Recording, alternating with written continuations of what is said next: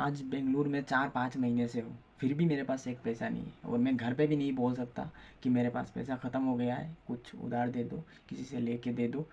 कि मैं दोस्तों से भी नहीं बोल सकता, मेरे अंकल, मेरे भाई, किसी से नहीं बोल सकता, क्योंकि जो बाहर आ गया है कैसे भी करके, वो बाहर कैसे भी करके कमा लेगा। वही हालत है और मेरा ये हालत है कि मैं आज भूखा हूँ और घर में कुछ नहीं है। वो तो आप साइड में देख ही सकते हो क्या हालत चल रहा है मेरा। आज मैं भूखा हूँ क्योंकि बात उसका नहीं है, बात यह है कि मैं जितना कमाया उतना रूम रेंट में, खाने में दे दिया। मैं कोई फालतू खर्चा नहीं कर रहा। अगर फालतू खर्चा करता तो सबसे पहले एक मोबाइल लेता, जो मेरा मोबाइल का कैमरा आप लोग देख ही सकते हो, वो एक मोबाइल लेता तो वो फालतू खर्चा होता। मैंने वो भी नहीं किया, फिर भी मेरे पास पैसा नहीं है। क्यों? क्योंकि बेंगलुरु में अगर आप अच्छे से रह सकते हो तो उसका पैसा एक कंपनी देता है आपको, आप अच्छे से खा पी के रह सकते हो। बाकी आप बचा के रखोगे, ये करोगे, वो ऐसा नहीं हो सकता। और मेरा लॉस कहाँ हो गया पता है? 2 महीना जो बैठ के उधर खाया ना, तो उधर 6,000 12-13 हज़ार हो गया है। उसको चुकाते चुकाते और अगले मंथ का बढ़ते बढ़ते अभी मेरा कर्जा चुक ही नहीं रहा, इतना कर्जा हो चुका है।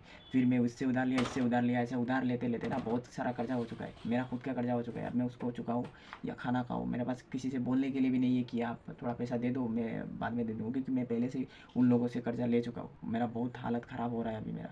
मैं वो बोल के नहीं बता सकता, अभी मेरा भूख भी लगा है, पैसा भी नहीं है। और बेंगलुरु ऐसा जगह है ना, अगर आप किसी से मदद मांगते हो तो कोई मदद नहीं करेगा। आपके पास पैसा है तो आराम से रह सकते हो, कोई टेंशन वाली बात नहीं है। अगर आपके पास पैसा नहीं है तो कोई मदद करने वाला भी नहीं है। इसलिए आप लोग ध्यान से रहिएगा, कोई मदद नहीं करेगा। जो रूममेट है मेरा वो बोल रहा है, वो रूममेट कितना पेमेंट मिलता है उसको, करीबन 35 मिलता है उसको, ठीक है। वो बोल रहा है कि बाइक एक्सीडेंट हुआ, उसका 7-8 हज़ार चला गया, ठीक है। मैंने मान लिया उसका 7-8 हज़ार चला गया बाइक एक्सीडेंट होने के बाद।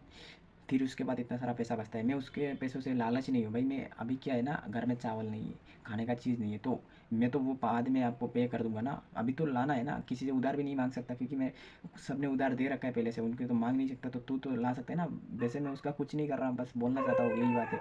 वो मतलब वो बोल रहे कि मेरे पास एक भी पैसा नहीं है, सब पैसा खत्म हो गया, बाइक का एक्सीडेंट हो गया, ये हो गया, वो। तो अभी मेरे पास भी पैसा नहीं है, अभी भूखा रहना पड़ रहा है, क्या कर सकते हो। उसका डे शिफ्ट ड्यूटी है, उसका कंपनी में खाना देता है, मेरा कंपनी में खाना ही नहीं देता।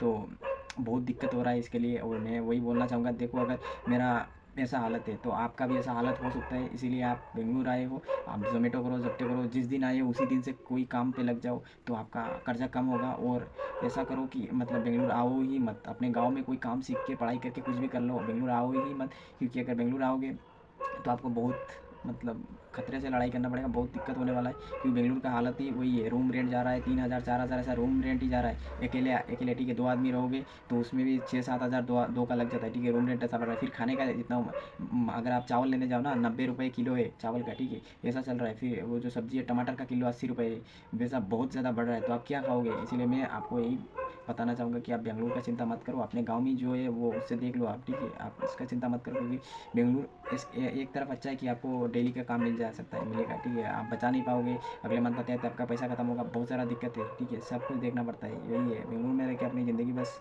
बिताना है, उतना ही। अब मैं वही बोलना चाहता हूँ, आप घर में कुछ कर लो।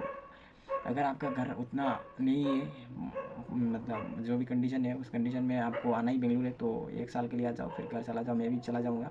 अभी मेरा बहुत हालात ख़राब है, इतना कर्जा ले चुका हूँ, फिर इस कर्जे को देना है, चुकाना है कर्जा, फिर कितना पैसा कमाऊँगा। मुझे घर में जाके कुछ सीखना है, काम करना है, क्या पता। और फिर मिडिल क्लास परिवार, सबको तो पता ही है। अभी मेरा बहुत ख़राब सिचुएशन चल रहा है यार। बस उतना ही बोलना था। अभी मेरा जो फीलिंग है वो आपसे शेयर किया। बाकी वो आप जानते हो कि आपको क्या करना है।